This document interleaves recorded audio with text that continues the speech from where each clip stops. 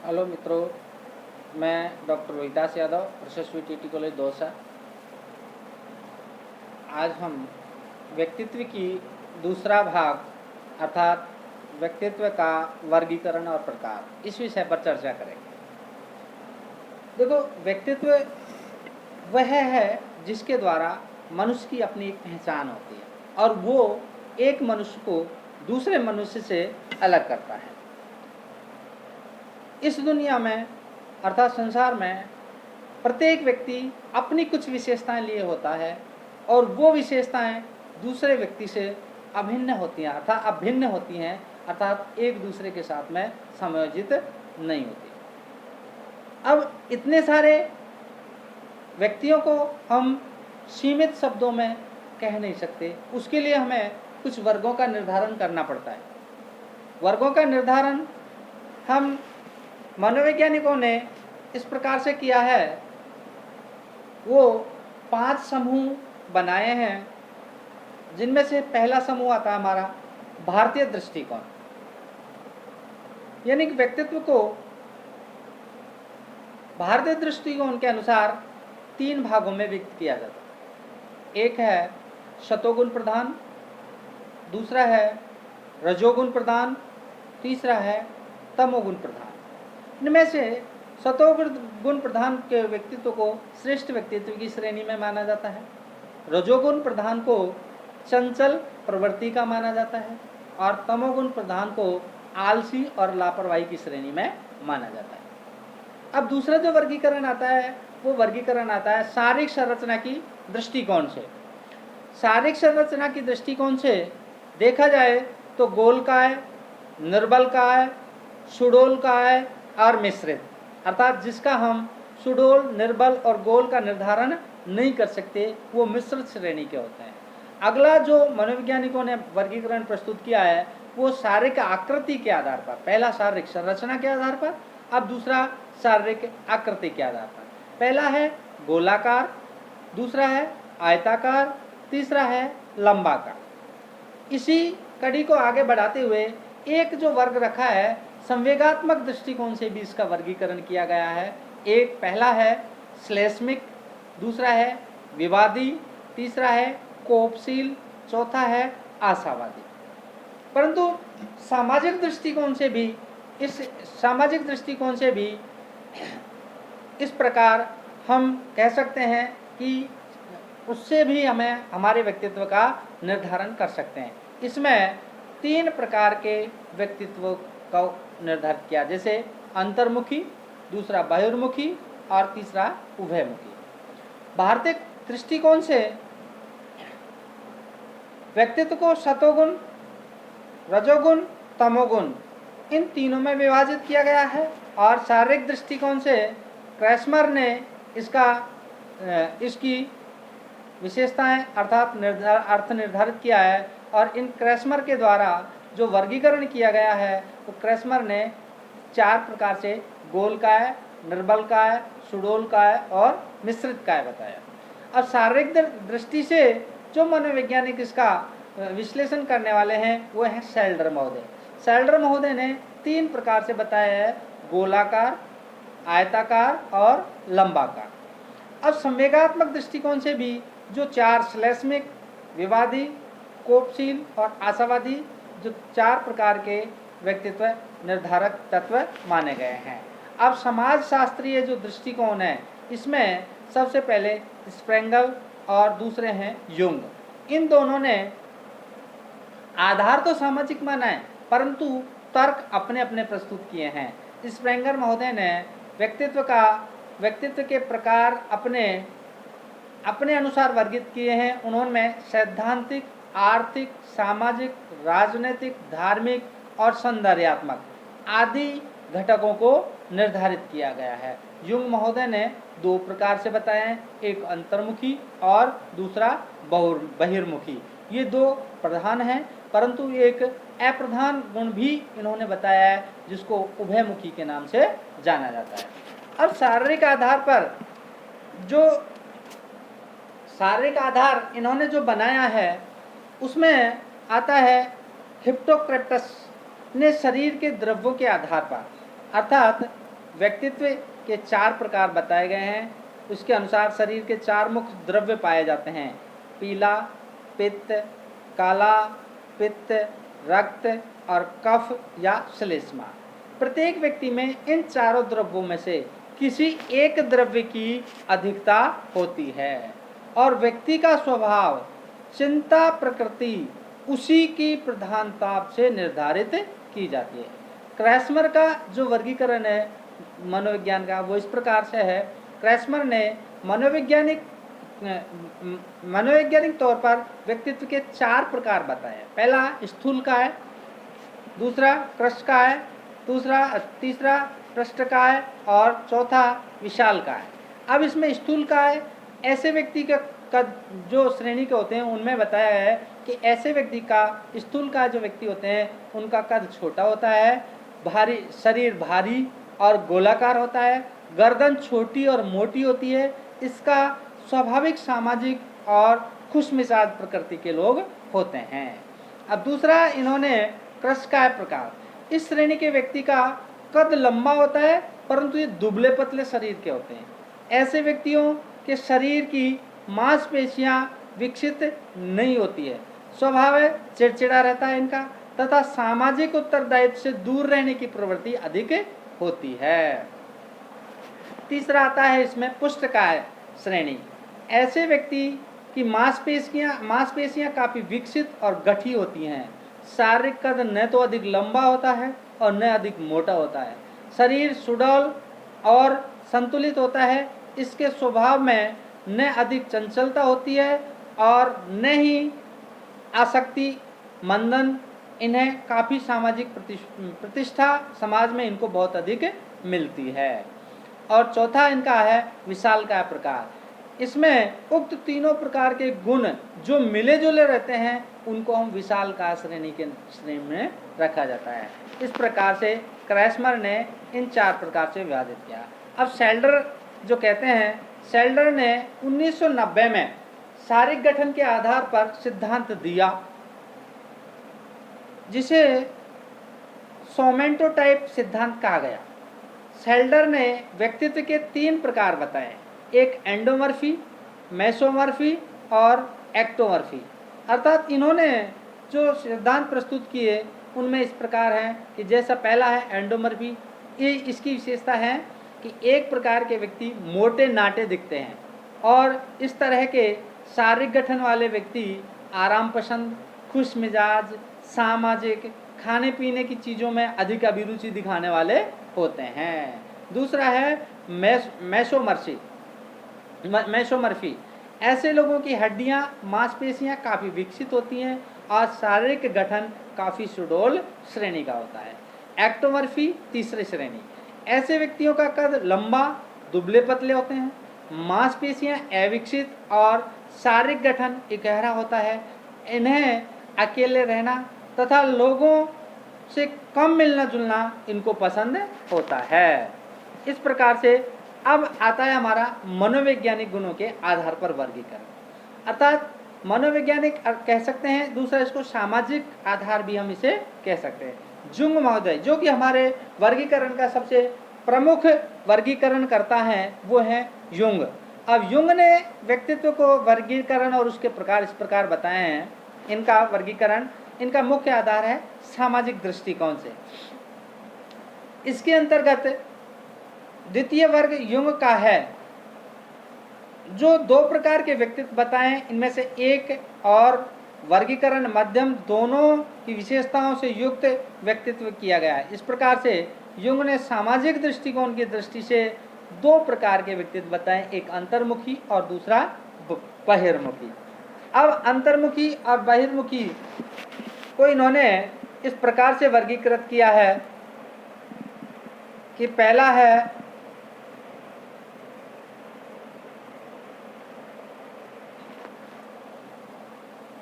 Vision प्रधान।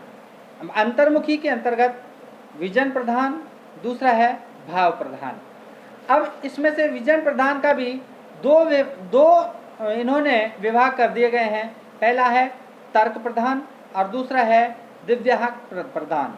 अब भावात्मकता भी इन्होंने दिव्य दृष्टि प्रदान अर्थात भाव प्रधान है, इसमें भी इसके दो वाक्य हैं, एक तर्क प्रधान किया है और दूसरा दिव्य दृष्टि प्रधान कहा है। अब आता है हमारा बहिर्मुखी। बहिर्मुखी में पहला है विचार प्रधान, दूसरा है भाव प्रधान। अब विचार प्रधान के भी दो हैं, तर्क प्रधान और दिव्य दृष्टि प्रधान। अब भाव प्रधान के भी इन्होंने दो विभाग किए हैं, तर्क प्रधान और दिव्य दृष्टि प्रधान। अब इनको विस्तार से हम इस सारणी से हट करके इनको हम विस्तार से बताते हैं कि अंतर्मुखी व्यक्तित्व के अंतर्गत जो विचार प्रधान व्यक्तित्व है, यानी कि इसमें जुंग ने अंतर्मुखी व्यक्तित्व प्रधान व्यक्ति आत्म केंद्रित होते हैं, जो समाज के मध्य रहना पसंद नहीं करते, अर्थात एकाकी रहना अधिक पसंद करते हैं। प्राय ये लज्जाशील होते हैं, अव्यवहारिक जीवन में अकुशल होते हैं, अर्थात व्यवहारिक जीवन में आप अकुशल होते हैं, इन्हें हंसी मजाक बिल्कुल भी पसंद नहीं होता। इसके भी दो प्रकार बताए गए हैं, पहला है विचार प्रधान और दूसरा है भाव प्रधान। अब विचार प्रधान के अंतर्गत इसकी विशेषताओं को इस प्रकार से बताया है कि ये व्यक्ति समाज में अलग रह करके चिंतन करना पसंद करते हैं, आध्यात्मिक विषयों में रुचि रखते हैं और वर्तमान सामाजिक परिस्थिति को सुलझाने के लिए चिंतन करते रहते हैं, जिज्ञासु प्रकृति के होते हैं। अब इनकी विशेषताओं में इनको भी जो विचार प्रधान है, इनको भी दो भागों में विभक्त किया गया है, पहला है तर्क प्रधान, दूसरा है अंतर्दृष्टि प्रधान। अब तर्क प्रधान के अंतर्गत जब हम चर्चा करते हैं तो एक आता है इसमें दार्शनिक, दूसरा आता है वैज्ञानिक और तीसरा आता है तत्ववेत्ता।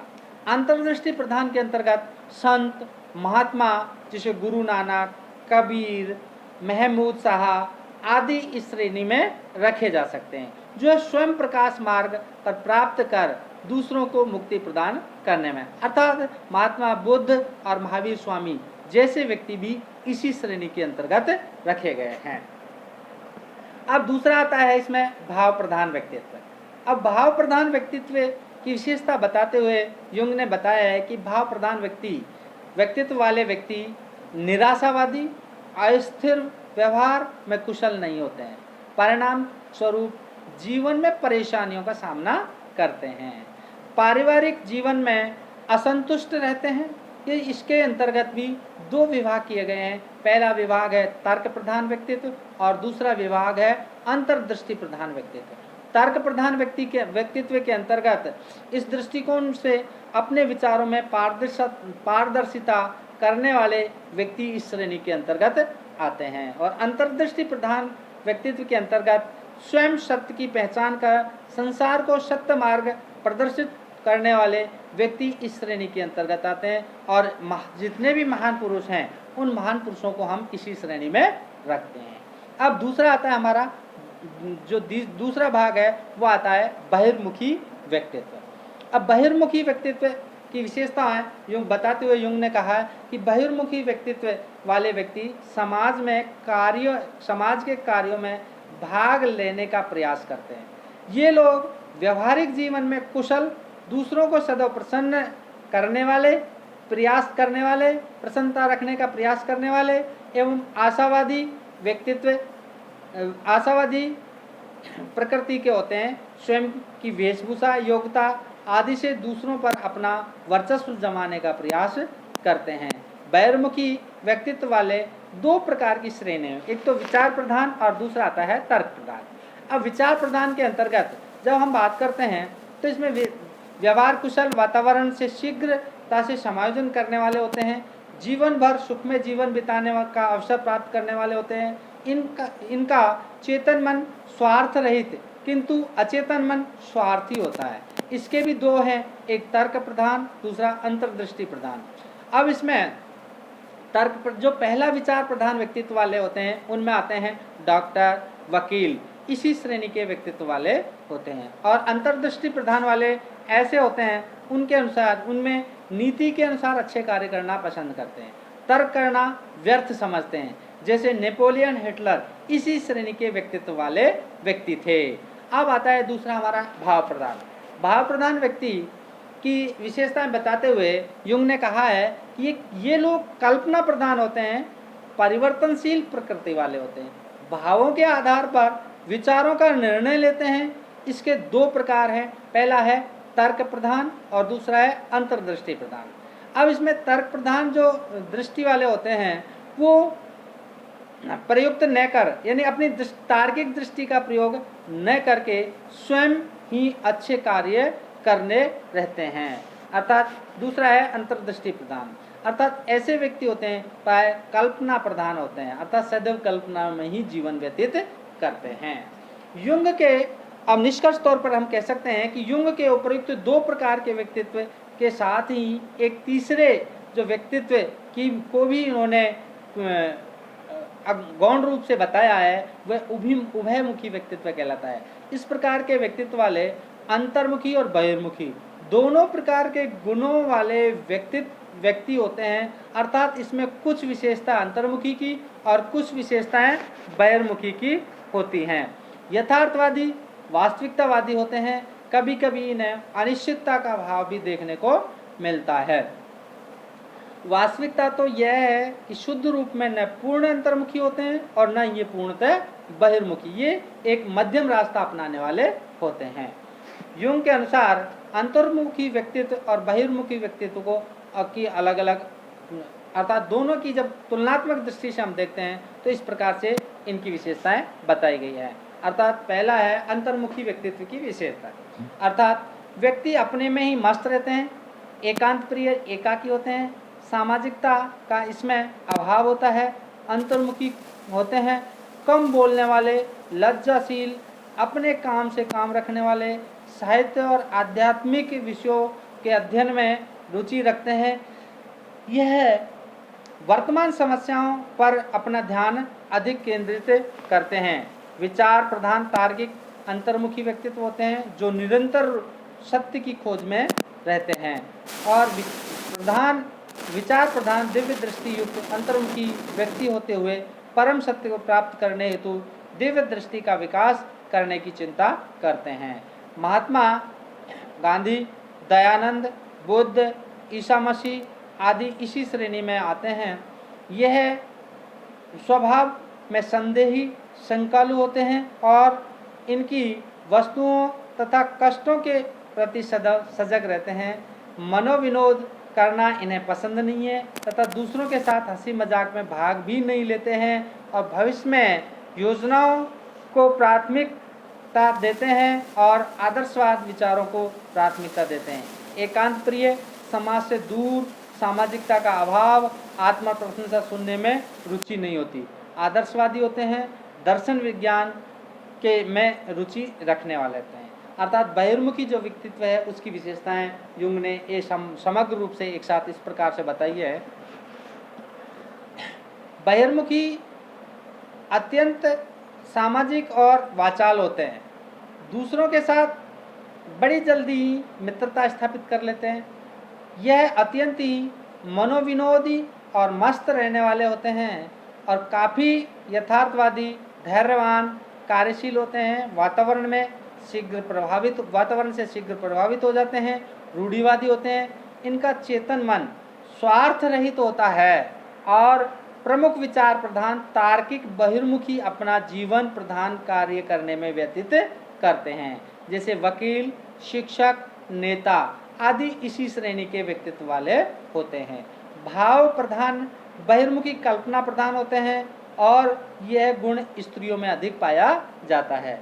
बहिर्मुखी व्यक्तित्व वाले व्यक्ति आत्म प्रदर्शन में रुचि और दूसरों का ध्यान स्वयं की ओर आकर्षित करने की इच्छा रखते हैं। आनंद पूर्वक जीवन बिताना चाहते हैं और सुंदर पोशाक पहन करके एवं स्वयं की प्रशंसा सुनना चाहते हैं। यह यथार्थवादी होते हैं। थॉर्नडाइक ने विचार और कल्पना के आधार पर 3 प्रकार बताए हैं, व्यक्तित्व के 3 प्रकार बताए हैं, जो कि सूक्ष्म विचारक, प्रत्यक्ष विचारक, स्थूल विचारक, और इसी प्रकार से टर्मेन ने बुद्धि लब्धि के आधार पर भी इस व्यक्तित्व का वर्गीकरण किया गया है। Thank you. आज हमारा व्यक्तित्व का वर्गीकरण टॉपिक पूरा हुआ। धन्यवाद।